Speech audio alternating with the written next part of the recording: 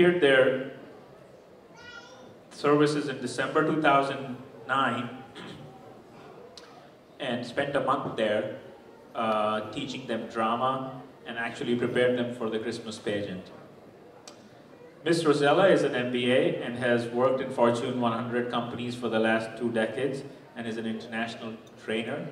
Miss Pamela received her master's in film and is actually producing a short documentary on her experiences at the Bala Ashram. Please welcome Miss Pamela and Miss Rosella.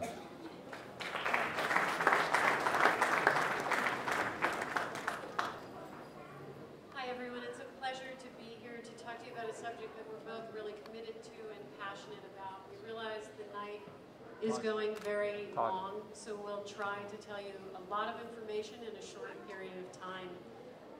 We'd like to spend our precious moments with you sharing some information we learned about some very key people, some very special people that we met at Bala Ashram.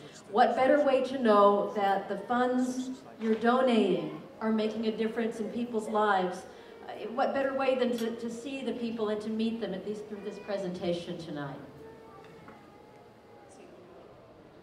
The first person we want to introduce you to is the principal. You heard him speak on the DVD just a moment ago on the movie. His name is Suresh, and he believes in this so much and the difference it's making in the lives of these children that, next slide, his own family lives 3 hours away and he travels back and forth on his motorcycle to be there with these children during the week, and then the weekend he goes home to his wife and his son. He believes in the difference this school is making so much in the lives of these children that he's willing to do this at this point in his life.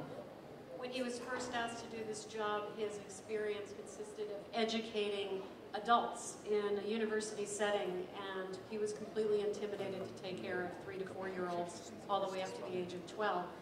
He's phenomenal. He is like the father of the campus. They run to him for, breaking up quarrels, things of that nature, but he is such a good mentor, so loving, so fatherly, so committed to each and every kid, and they trust him, and it was really humbling to be in his presence. I've never seen a principal quite like that before. The next slide is the vice principal. This is the head mother. Her name is Vijay-Lakshmi, and she is, in our books, a superhero of vice principals.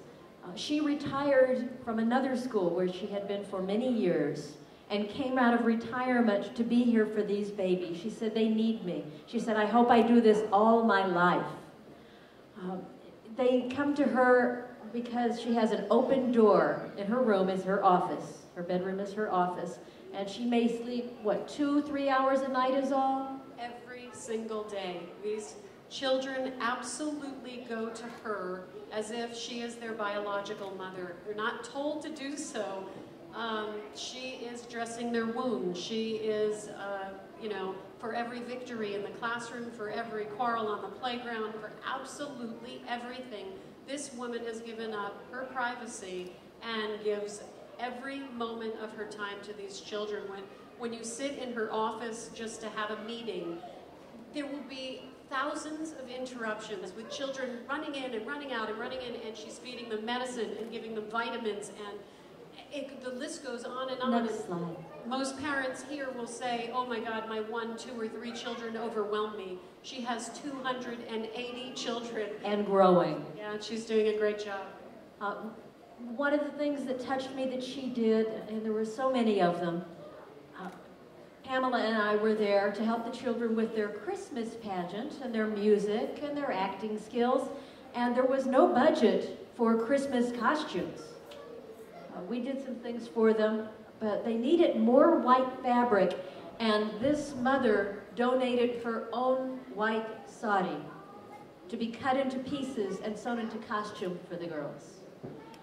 She's a beautiful woman. When we were leaving on a field trip to perform the play, she saw the bus stop at the gates while we signed out. And she ran to the bus to wish the children good luck one more time on their big adventure, and she kissed their hands through the window. This is Vijay-Lakshmi, the vice principal. This is Meganot. He is one of the children in the 4th standard, soon to be entering 5th standard. He's the first class that entered Bal Ashram. He is an all-round whiz. This child can dance, can draw, can play tabla drums. He is exceptional academically. And when he was asked what he wanted more than anything, and the funny thing was, this environment is so non-materialistic that these children could not even understand the concept of the question, what do you need the most here? We kept asking them over and over, and they were mystified. And the only thing that Meganot could come up with was this desperate plea, please, I want to be a doctor. Can someone help me with my education after Bal Ashram? When we were asking the children these kinds of questions, what do you need the most, so that we could come back and tell you, they're asking for this, they're asking for that. Not one of them could come up with a material thing. Each and every one of them was saying things like, I want for war to end on the planet. I want for more time to do more reading in my bedroom. It was humbling. I want people to be fed who are hungry. So these children's hearts are as big as they come. This next student you have seen already speak very quickly in the video. Her name is Swarna, and everyone who meets this child falls in love with her. Her father was raising her alone after 2 years old because her mother passed away when she was 2. She was raised in the village right outside the campus of Bal Ashram. You will see in the longer slideshow the picture of the home she comes from, which is unimaginable. If she had remained there, she would have no education whatsoever. Swarna is now speaking three languages very well. She's moving on to her 4th. She is exceptionally gifted in many, many ways. And every day, in order to walk to the campus to do our job, we would pass that house that she came from and take a deep breath and say a prayer, because this child is going to do something incredibly special with her life and would have never had the opportunity without the school. Again, the funds from Hand in Hand are making big differences in so many lives, and I encourage you to be generous tonight. This is Anil. You've heard him speak also in the video.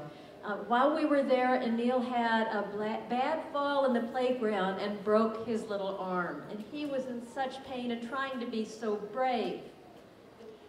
The nearest hospital to Bal Ashram is 3 long hours away by car. Most of the people in the area that the school exists in do not have access to a vehicle. So in trying to build a health center that is 24/7 for these kids, it's a huge priority. Children break bones and get sick much more frequently than adults, and it taxes the school. And this kid, the strength he had, because the pain he was in when he broke his arm was monumental. He couldn't even breathe, but he held on all night. And you know, in the old days when we were there 4 months ago, they didn't even have the ambulance or the health staff that they have now. And again, thanks to Hand in Hand, you made the ambulance possible now that can give the kids help that much faster. When we were there, the dispensary clinic was not yet on campus. There's another sign about how Hand in Hand is making a difference in these children's lives. Absolutely. We're going to talk to you about some of the special needs the kids have. When we got there with our Western eyes, very materialistic, the first thing we thought was, oh my God, they have nothing. And they need everything, or so we thought. We have to tell everybody that they need more clothes, more this, more that. They don't have towels, they don't have nightgowns, they don't have simple things. By the time we left, we realized they had absolutely everything. We were completely flipped. That we put so much emphasis on material things, and the things that matter the most they have in great supply. Still, though, there are things that the school needs to help the children move forward. And as the school grows, with 40 new students every year, their needs will grow. One of the interesting things about this school that blew us away was how efficient it is. They micromanage their resources and reutilize every little thing. The uniforms that these children wear